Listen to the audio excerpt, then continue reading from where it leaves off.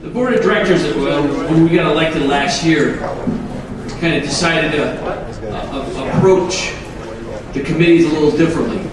So what we did was we decided to have a boxing rules committee and an MMA rules committee.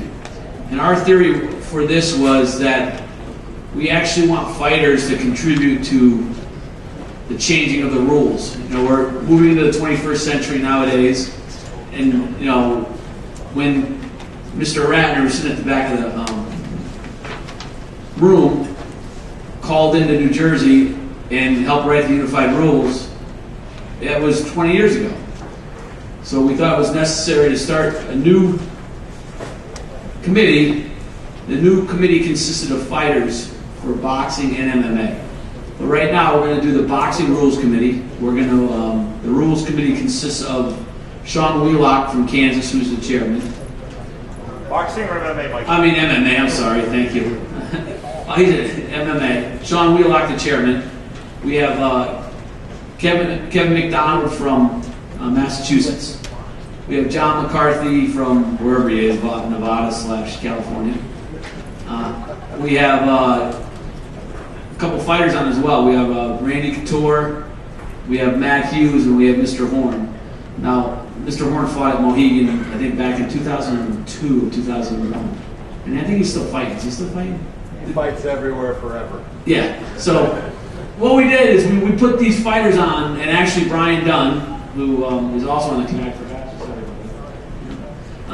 was also a fighter, as you can tell. But, he sits on the committee as well. Did I miss anybody? Woodruff and Dr. Watson. Who's that? Dr. Watson and who else? And Woodruff, Matt. And Matt Woodruff. Sorry, Matt. So basically what we did is we wanted these guys.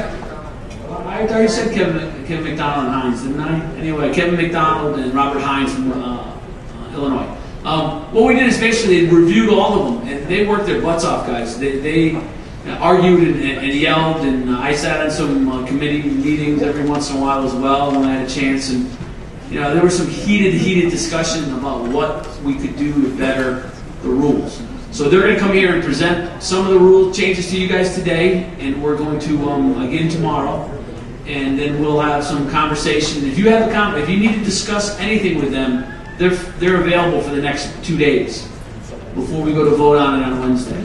Okay, so without further ado, Sean, why don't you come up and take the mic and do some work. Thank you.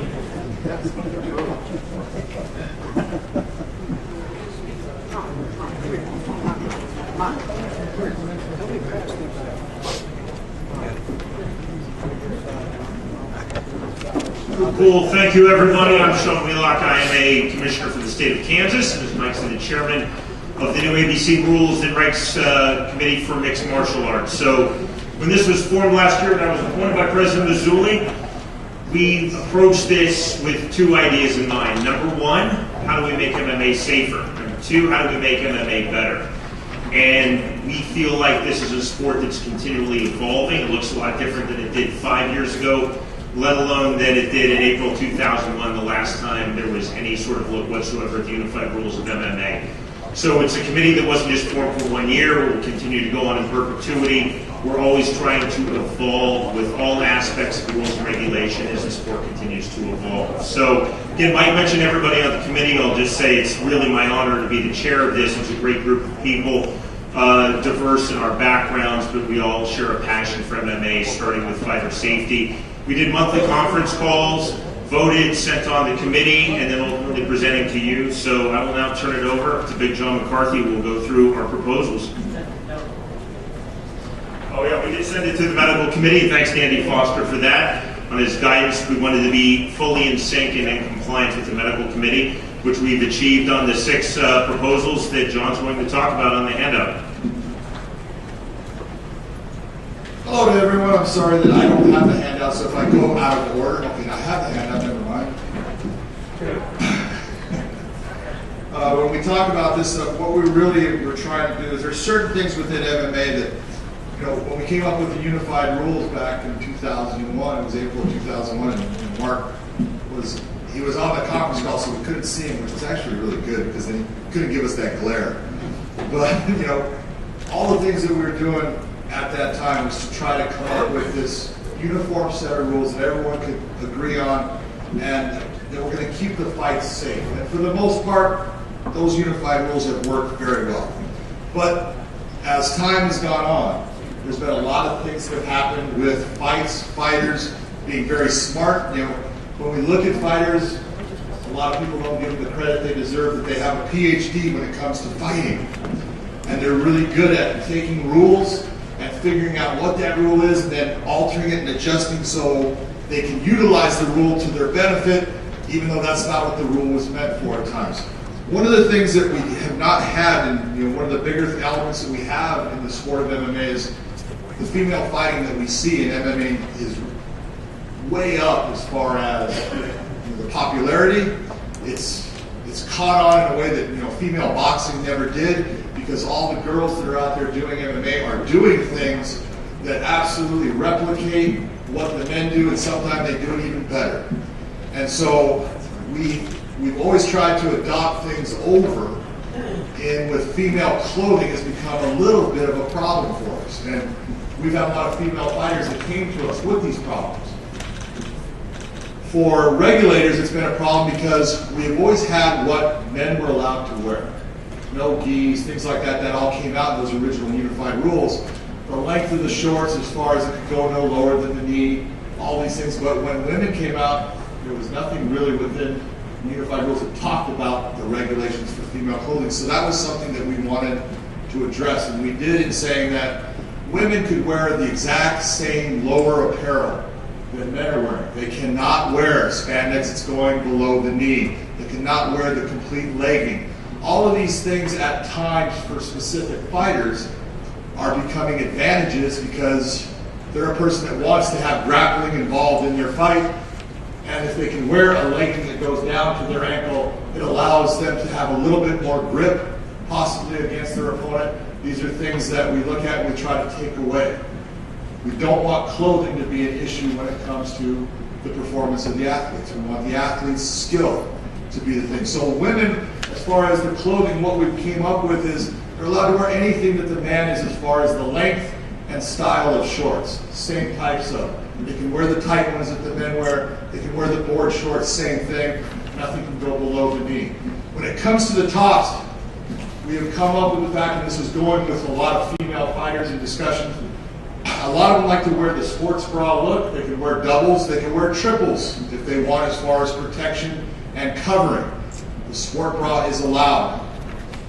Tank tops is out. Wrestling singlets are out. Regular t-shirts are out. What the female can wear is either that sports bra, or they can wear a rash guard, a tight-fitting rash guard. And the reason for the tight fitting is the loose clothing becomes a problem with the fighter's fingers getting caught, bent, twisted, broken, and we don't want the clothing becoming an issue in the fight. So a tight-fitting rash guard, which is normal in jiu-jitsu and wrestling competitions for the females, that's what they're allowed to wear. It's short sleeve or no sleeve. Again, no long sleeves, because the long sleeves become an issue as far as absorbing sweat and making them better as far as being able to hold on to their opponent. Any questions about the female clothing part? Okay. One of the next things we have, and this is one of the big things, the grounded fighter. When we came up with what a grounded fighter was back in 2001, it was all about, let's try to make this as simple for people to understand and make it equate with what we had in boxing. And obviously a boxer was a standing fighter until one of those gloves or another part of his body touched the ground. If the soles of his feet were the only thing touched the ground, he was good. When another part of his body touched up, he was down. And so we went with that with mixed martial arts. And fighters quickly said, okay, thank you very much, I got you. And they started playing this three-point stance where they'd have their feet, but they'd get in a position, usually against the fence, where they thought that possibly they could get kneed or kicked in the face, and they would take their little fingertips and they would touch the ground with a fingertip. And if you're the fighter over them, it's very difficult to know that that's occurring, because you'll be in positions where your eyesight won't show you that those fingers touch the ground. So many times the officials will start to say, grounded fighter, and the guy take his hand off. He's up, he's down, he's up, he's down, he's up, he's down. And it was a playing of the rule that ended up becoming problems for the fighters in the fights. It becomes problems for the promotions because we'll have a foul occur because of that hand up and down and the knee comes. And at the time the knee came, the fingers had just touched the ground, and we had officials that were confused by this situation, and fighters are sitting there going, hey, I have my hand down. And so, as officials, we started trying to do things instead of telling the fighters, hey, we want you to put your whole hand down, we want you to bear weight, put your fist down. But there was nothing officially within unified rules that verified what a grounded fighter was besides anything more than the soles of the feet. So what we've done is we went and practiced, and we went and got in the gym and got punched a lot and figured out, look, we need to change what we say as a grounded fighter. And we have come up with the concept of if a fighter is on their feet, absolutely, come up here, it'd be great. I think our former fighters, all three former pro MMA fighters. But if a fighter is on their feet and decide they want to just put their hands to the ground, they're going to have to put both hands to the ground to say that they are grounded. That is not a position a fighter wants to be in. They can get hit, yes, they can. And that is exactly why we want to put it with the two hands, because they're not going to do it. Fighters are smart. They can put any other body part down. He puts a knee down, he's down with his hands up in the air. Doesn't matter. He's a grounded fighter. He cannot be kneed or kicked in the face.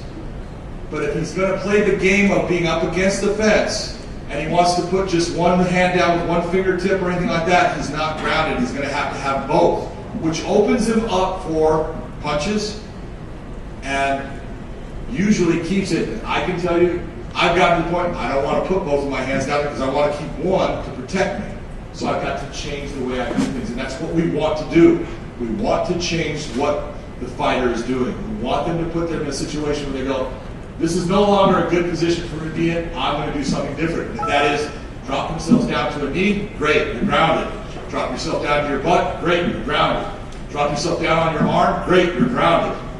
But you cannot just do this one little bit with the fingertips touching the ground anymore. You're no longer grounded in that position. Any questions on this at all? And now confusing you with? You guys are so sharp, I love that. All right. The next one we have is heel strikes to the kidney. Now I know there's a lot of people that come from the boxing world, and we've always, for how long, said no kidney punches. No kidney punches because we don't want to damage. But the thing to look at is in MMA, if these guys are not if these guys are in a normal standing position, okay, and Rob decides that he's going to kick Kevin to the body, he can roundhouse kick to that kidney area with what will end up being somewhere in the area of 100 to 120 mile an hour kick, and that's legal. He can get a position on Kevin where he has his back and he can attack that with punches, with knees. It's all legal. It's been legal since 2001. But what he can't do, I'm going to make him put down there now, is go into guard, be in his guard, and he cannot strike with that heel towards that area. It's not something that is damaging. I can tell you long ago, Jeremy Horn was one of the guys on our committee. I was doing a class at his school teaching. And I brought this up, and he goes, now, John, you know what? I think I could do some damage with that. And I said, I'll tell you what, I'm going to teach the class, and come on down here, I'm going to go to your guard, you start hitting me to the kidneys, and we'll see how much it affects me as I teach the class. And so I started teaching, I go on for about a minute 10, finally he stops, all right, prove the point. I said, oh, no, I'm going to die soon, I swear to God. It's killing me. It's annoying. It is annoying. And that's good because it annoys the fighter enough that it makes him move. And what do we want in the fight? We want that movement. We want them to have to sit there and say, okay, I don't want that just to continue on. I'm going to change the position. I'm going to work to change the position we're hoping that it helps open up the fight. That's what it's for. If you're looking at protecting the fighter, and our medical staff looked at it and said, look, no, what we allow to that area right now is way worse or way harder than what they're being hit with this heel strike in the kidney. It's been part of the rules, but it's not an effective rule in protecting our fighters, and so that's why we're trying to remove it, because it does, at times you're going to see fighters do get in this position and they do heel kick to the back of the leg and the hamstring area. They'll heel kick to the calf, but they stay away from that kidney area because it's part of the rules, and as officials we're going to call it, but it's not going to do anything but help open up if we just get rid of the rule. So we're hoping that we can get rid of the rule altogether. Any questions on that? Perfect. All right. I'm gonna drop down to the very last one that you see, grabbing the clavicle. I can tell you how this occurred, and how this rule happened. And if long ago when we were in that committee, and there was, there's still some guys here that were. Don Coletta was one of the medical advisors from New Jersey, and he was there. Mike was there. That meeting went on for a long time, and after a while, people kind of got tired. And there was one thing that there was a lot of promoters that were involved. And one of the promoters in it, at one point near the end, said, "Oh, I got this friend. He's a military. He's in special forces. He can grab the clavicles and pull him out of his skin and stick them in his ears." I'm not kidding. And I looked at him like, "You've got to be kidding." And Lorenzo Fertitta was one of the people in that meeting, and he looked at me and said, "John, let it go. It's stupid." And I let it go, and it became a rule. And it's a stupid rule. No time since 1993, which is as long as I've been doing this sport, have I ever seen anyone grab a clavicle when it was allowed. And I've never seen anyone get caught with this as a foul since it's not been allowed. There's just no point to it. There's no reason for it to be in our rules. It has no effect in any fight. No one does it. No one will do it. It's not going to change anything. So we shouldn't have just excess in there for no reason. So we're saying we should get rid of this as a foul. It has no purpose. The next one that I want to go over is one of that extended fingers. What we're talking about here, again, fighters are smart, and every fighter has an advantage and a disadvantage. And we have fighters that have very long length to themselves sometimes. But when a fighter starts to be in a position where they're in this open and they start to put their fingers extended towards their opponent's face, this is a problem as far as possible permanent injury to a fighter that we should just not be allowing. A fighter's eyes are not that, protected of an area when it comes to MMA. If you can recall back in boxing a long time ago, we used to have gloves that the thumb, you were able to move your thumb away from that glove. And we started getting, a lot of boxers were getting what we call thumbed in the eye. And what was the thing that we did? We attached that thumb to the glove, and all of a sudden, take away, we don't have a whole lot of fighters getting thumbed in the eye now. Boxers are pretty well protected, but with MMA, we are going to have open gloves. We have grappling involved, our fingers, it's going to be hard to change the gloves from having those open fingers. So what we need to do is, what we would like to do, is create a rule that allows the referee, if the fighter is going to purposely place an extended hand out towards their opponent's face, if he wants to lower it down towards his chest, he can do that. That's legal. But when it's out and up in his face, towards his eyes, creating this almost like pitchfork thing, making the fighter feel like if I come forward, I'm going to get stuck. The referee can warn the fighter, hey, put your fingers up and close your hand. This is what we do now. We do this all the time, but there's nothing that we can do at this moment until the fighter gets poked in the eye and we have the injury.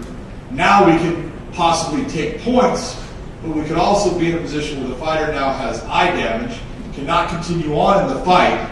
We lose the fight for the fans and for the fighters themselves. It becomes a no contest, if it ends up in a round that we can't go to the cards, and it's making our fights stop in a premature fashion that should not happen. This is something with the fingers extended that, look, at fighters are going to continue to do because it's legal. There's nothing that we as officials can do about it. But if we put in there that, you know what, in this position with your hand extended out, your fingers towards the face, that now becomes illegal. And we can start to give warnings and even take points or disqualify the fighter if they continue to take this action, which can cause the eye poke, which can cause serious injury. You look at middleweight champion Mike Bisping of the UFC. Take a look at his right eye. It doesn't look like his left eye. Not at all. It's damaged. It is permanently damaged because of this.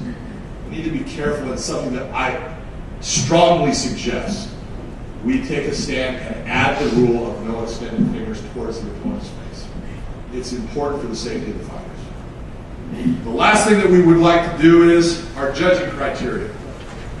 The judging criteria that we currently use was written by a guy that is not too bright.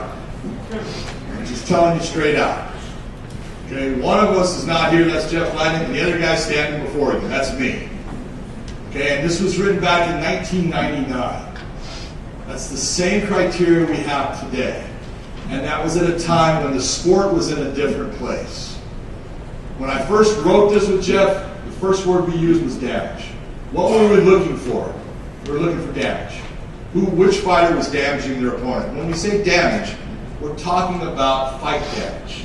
We're not talking about permanently damaging their opponent, but fight damage, fight-related damage, damage that could bring about an end to the fight.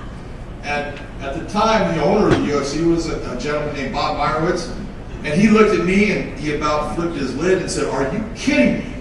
Everybody in the world's trying to shut me down, and you want the first thing to be, we're looking for damage."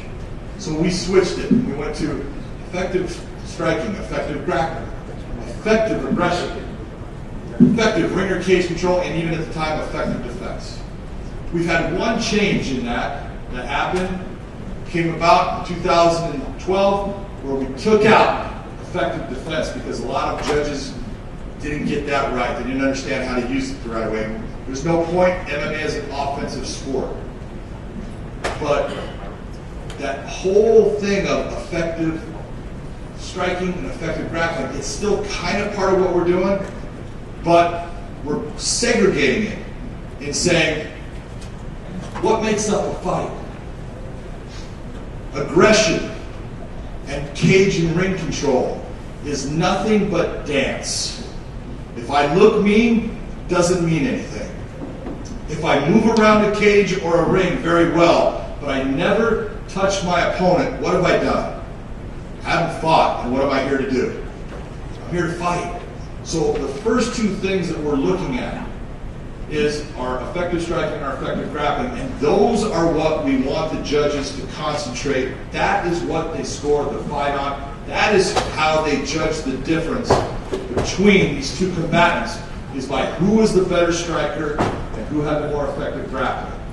Which item was done the most is what they're going to weigh the most, and they check that through who was effectively damaging their opponent. The ring criteria that we use today doesn't help our judges, and what we're trying to do is clarify for our judges exactly what they're looking for, make it simpler for them to say, look, this is why I gave the round to this fighter A over fighter B. It's the damage that he created is what we're looking for. When we say damage, it doesn't mean marks. It can. Marks that are created through heavy strikes. We always are going after heavy, damaging strikes over light persistence. Cumulative damage is something that we will look for after we don't have the knockdown damage or the heavy damage that we're looking for first. And the judging criteria that we're trying to introduce has got all of that explained out for our judges to go in order so they know exactly this is the person that I have to go with because of my judging criteria. It closes things down for them, but actually makes it easier. That's why we're trying to change the judging criteria. Any questions? Wow, you guys, I love this.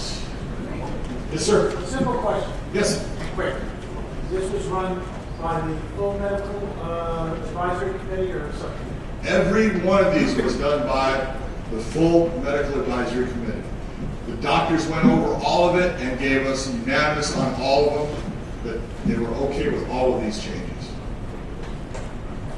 Anything else? I'm sorry, I can't hear you. Since you opened that door about Dr. Coletta being from New Jersey. He is. Yes, he certainly is. However, he does not speak For the New Jersey State Athletic Back in Control 2001, Board that's in what I'm support, excuse me, in support of your rules changes, and being the first state in the union to professionalize MMA, also to write those unified rules for MMA.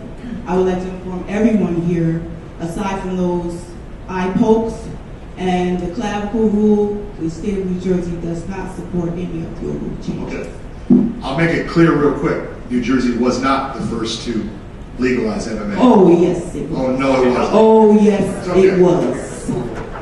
That man stayed back there. Yes, it was. Is Mark Ratner in the room? Yes, he is.